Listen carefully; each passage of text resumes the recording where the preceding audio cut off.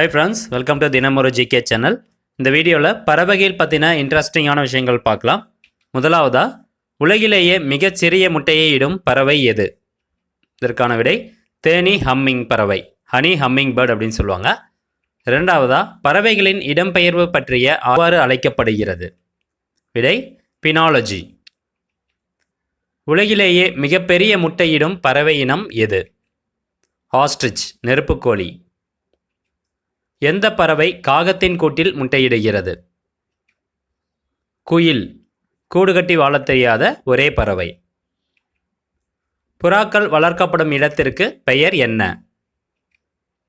விடை கொலம்பரியம். இலைகளின் மடிப்புகளில் முட்டையிடும் பறவை எது? டெய்லர் பேர்டு, தையல் சிட்டு. உலகிலேயே மிகவும் விஷத்தன்மை உடைய பறவை எது?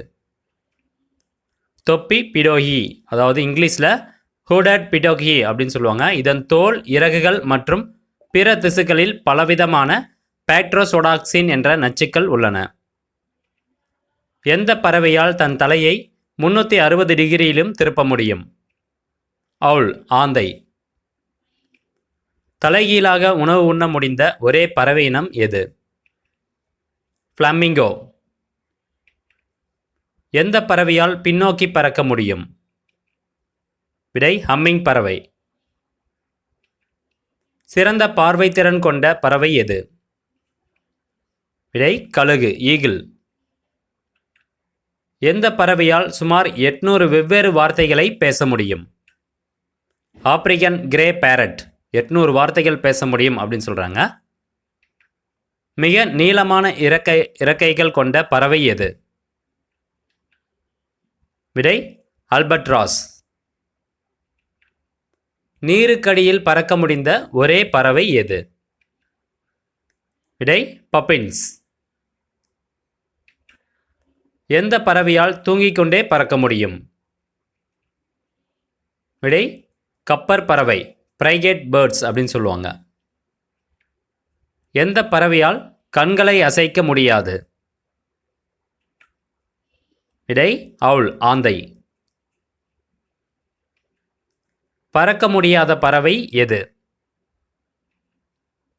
நெருப்புக்கோழி, கிவி, பென்குயின். இந்த பறவைகள்லாம் பறக்க முடியாது.